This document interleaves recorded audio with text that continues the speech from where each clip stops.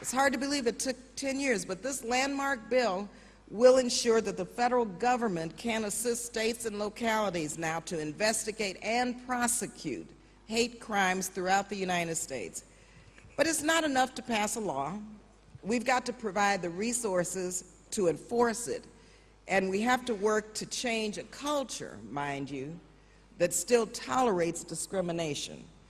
A clear example is the fact that the United States still does not have a national law to prohibit workplace discrimination against LGBT individuals.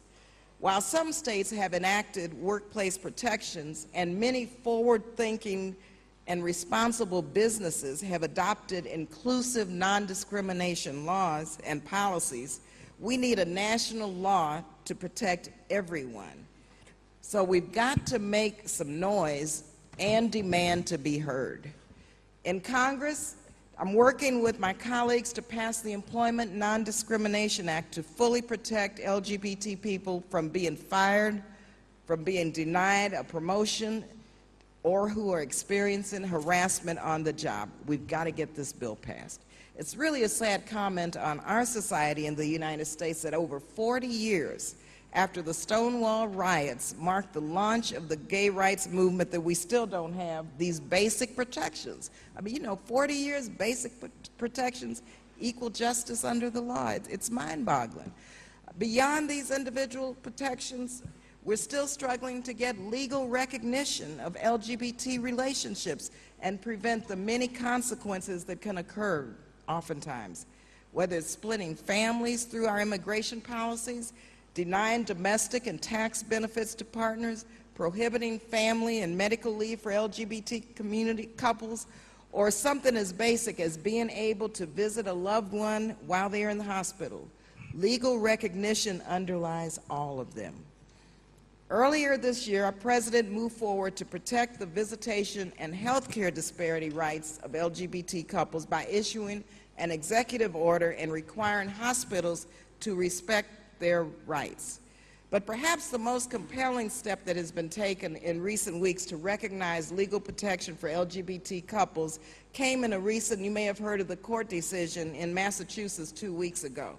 The judge in that case found that this so-called Defense of Marriage Act, which prohibits federal recognition of same-sex marriages, was unconstitutional.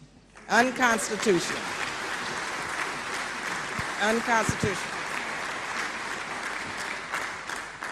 So my own state of California better get with the program pretty fast. They got to get with the program. And I staunchly oppose, you may have heard of Proposition 8. That was a terrible thing that happened, and so we had to work very hard, and still now we have to make sure that the legal process moves forward and that Massachusetts sets the stage for the rest of the country.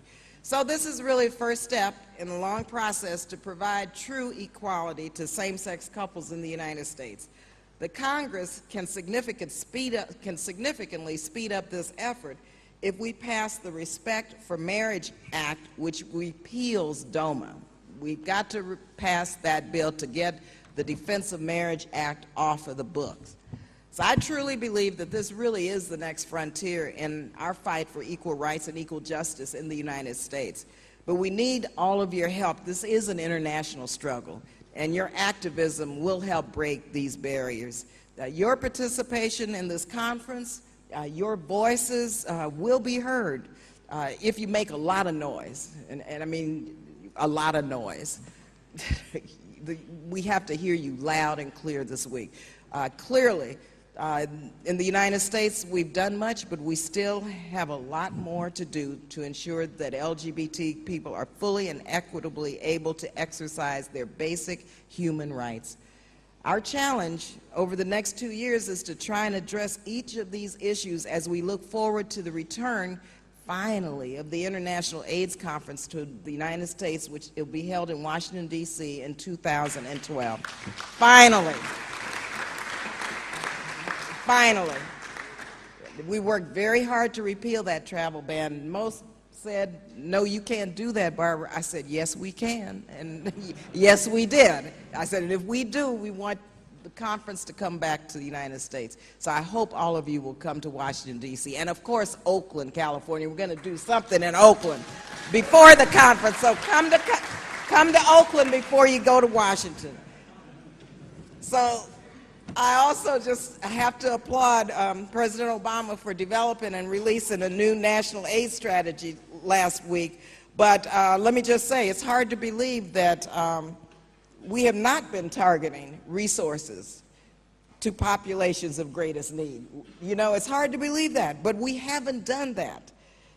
And so I'm glad to hear finally this affirmative statement from the administration that we will.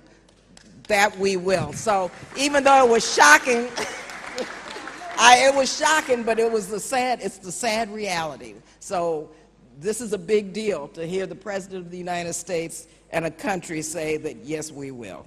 It's a positive sign, and it really shows the determination of our President to stop the insidious spread of this disease.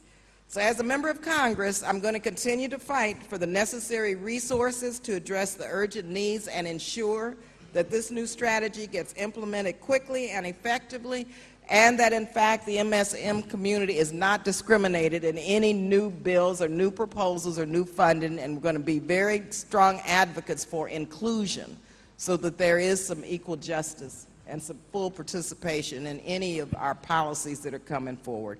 The only way that we can win the struggle for human rights is to make, as I said, some more noise.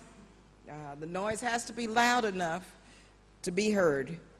And this really does depend on all of you here today. So thank you for being on the front lines. Thank you for waging such a valiant struggle. Thank you so much for inviting me to be with you today. I'll see you in Oakland and then in Washington, D.C., and thanks again.